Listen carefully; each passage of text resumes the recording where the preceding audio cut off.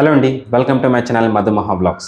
Friends, already చూసే ఉంటారు ఈ న్యూస్ గురించి. తిరుపతి స్వామివారి లడ్డులో జంతువు కొవ్వు కలిసిందని చెప్పేసి స్వయాన ఆంధ్ర సీఎం చంద్రబాబు నాయుడు గారే ఒక మీడియా సమావేశంలో చెప్పారు. మనం తిరుపతి లడ్డుని ఎంత పవిత్రంగా చూస్తామో తెలుసు. అలాంటి పవిత్రమైన తిరుపతి లడ్డులో ఈ జంతువు కొవ్వు ఎలా కలిసింది ఒకసారి చూద్దాం. సో ఇక వివరాల్లోకి వెళ్తే, ఈ స్వామివారి లడ్డు తయారు చేసే దాంట్లో ఏదైతే నెయ్యి వాడతామో ఆ నెయ్యి వచ్చేసి తమిళనాడుకు చెందిన ఏఆర్ డైరీ ప్రొడక్ట్స్ అనే కంపెనీ నుండి సప్లై చేయబడుతుంది. మనం ఆల్రెడీ చూస్తున్నాం న్యూస్లో. ఏంటి అంటే చాలామంది భక్తులు చెప్పడం ఏంటి అంటే, అసలు తిరుపతి లడ్డులో నాణ్యత మిస్ అయింది, లేకుంటే క్వాలిటీ బాగా తగ్గిపోయింది, లేకుంటే సైజ్ తగ్గిపోయింది అని చెప్పేసి చాలా వచ్చాయన్నమాట కంప్లైంట్స్. సో ఆ కంప్లైంట్స్ని బేస్ చేసుకొని కొత్తగా మారిన ప్రభుత్వం ఏదైతే ఉందో ఆ ప్రభుత్వం ఏం చేసింది, రీసెంట్గా ఆ ఏఆర్ డైరీ ప్రొడక్ట్స్ నుండి వచ్చిన ఆ నెయ్యి ట్యాంకర్ ఉంటుంది కదా, ఆ నెయ్యి ట్యాంకర్ నుండి కొంత శాంపుల్ నెయ్యిని అయితే వాళ్ళు తీసుకొని ఒక ల్యాబొరేటరీకి అయితే పంపించారు. ఆ ల్యాబొరేటరీకి పంపించిన తర్వాత వాళ్ళు ఒక రిపోర్ట్ అయితే పంపించారు. ఆ రిపోర్ట్లో సంచలన విషయాలు బయటపడ్డాయి. సో ఆ రిపోర్ట్ ఏదో చూద్దాం ఒకసారి. ఆ ల్యాబొరేటరీ పంపిన రిపోర్ట్ ప్రకారం ఏముంది అంటే, ఒకసారి చూడండి మీరు కూడా. ఫస్ట్ వచ్చేసి ఇక్కడ కింద మీరు చూసినట్టయితే ఫారిన్ ఫ్యాట్ అని మెన్షన్ చేస్తారనమాట. అంటే నెయ్యి కాకుండా మిగతా పదార్థాలు ఏమేమి ఉన్నాయో ఇక్కడ వాళ్ళు మెన్షన్ చేశారు. దాంట్లో ఫస్ట్ వచ్చేసి సోయాబీన్, సన్ఫ్లవర్, ఆలివ్, ర్యాప్సీడ్, సో ఇలా వివిధమైన పదార్థాలు అయితే ఉన్నట్టు చెప్పారు. సో ఫస్ట్ ఇది ఓకే. దాంట్లో గమనిస్తే మీరు ఫిష్ ఆయిల్ కూడా మెన్షన్ చేశారు. ఆ ఫిష్ ఆయిల్ కూడా కలిసిందని చెప్పేసి ఆ నెయ్యిలో ఆ ట్రేసెస్ అయితే కనిపెట్టారంట ఆ ల్యాబొరేటరీ వాళ్ళు. అండ్ రెండవది చూస్తే మీరు coconut and palm kernel fat, అది కూడా కలిసిందని చెప్పేసి మెన్షన్ చేశారు. ఇంకా కింద వచ్చేసి ఇంకా అసలుకైన దారుణమైన ట్రేసెస్ ఏం కనిపెట్టారంటే, పామ్ ఆయిల్ ఉందంట అండ్ బీఫ్ టాలో. మీకు తెలుసా బీఫ్ టాలో అంటే ఏంటో? బీఫ్ టాలో అంటే సేమ్ ఏదైతే కొవ్వు పదార్థం ఉంటుందో, అంటే ఈ బీఫ్ నుండి కలెక్ట్ చేసిన కొవ్వు ఉంటుంది కదా, ఆ కొవ్వుని కరగబెట్టేస్తారన్నమాట. కరగబెట్టిన తర్వాత ఒక ఆయిల్ లాగా ఫామ్ అవుతుంది. ఆ ఆయిల్ని ఒక జార్లో పెట్టేసి పక్కన పెట్టేస్తే అది గడ్డగట్టిపోతుంది. సేమ్ అంటే నెయ్యికి ఏదైతే లక్షణాలు ఉంటాయో అదే లక్షణాలు ఈ బీఫ్ టాలో, అంటే ఈ బీఫ్ కొవ్వుకి కూడా అదే లక్షణాలు ఉంటాయన్నమాట.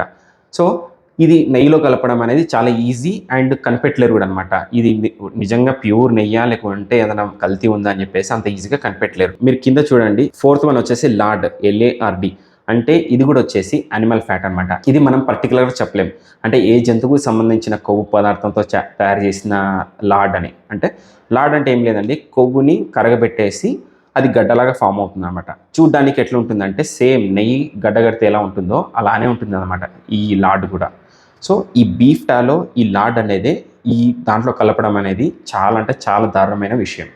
యాక్చువల్గా ఏమవుతుందంటే, డైలీ మనం వాడే ప్రోడక్ట్స్లో చాలా కల్తీ జరుగుతుందని తెలుసు. కానీ ఇక్కడ ఏంటి అంటే నేను ఈ కంపెనీ గురించి చెప్పట్లేదు, సాధారణంగా బయట జరిగే కల్తీ గురించి చెప్తున్నాను. ఫర్ ఎగ్జాంపుల్ ఇదే నెయ్యి తీసుకోండి. ఈ నెయ్యి మనకు ఎంత కిలో చాలా కాస్ట్ పడుతుంది.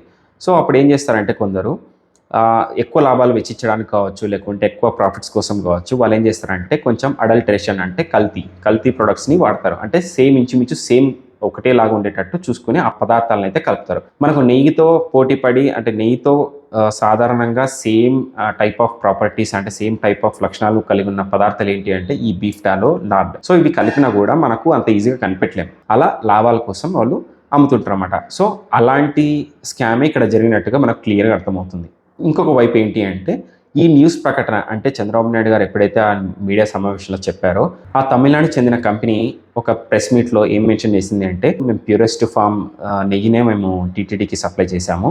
అండ్ ఇంకొకటి ఏంటంటే ఫిష్ ఆయిల్ అని చెప్పి మెన్షన్ చేశారు రిపోర్ట్లో. కానీ ఫిష్ ఆయిల్ అనేది చాలా కాస్ట్లీ, ఫిష్ ఆయిల్ ఇంకా రేట్ ఎక్కువ, అది ఎలా కలుపుతాం మేమని చెప్పేసి వాళ్ళకు ఒక క్వశ్చన్ అయితే రైజ్ చేశారనమాట.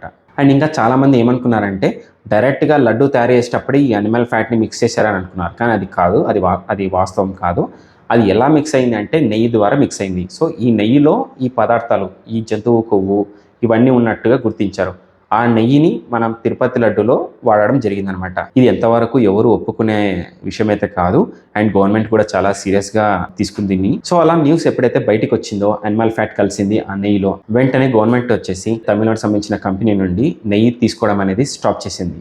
స్టాప్ చేసి వెంటనే కర్ణాటక సంబంధించిన KMF, అంటే ఇదివరకు ఎవరైతే మనకు తిరుపతి లడ్డుకు నెయ్యి సప్లై చేశారో వాళ్ళకే మళ్ళీ ఆర్డర్స్ పెట్టి గవర్నమెంట్ నెయ్యిని అయితే తెప్పించుకోవడం జరిగింది.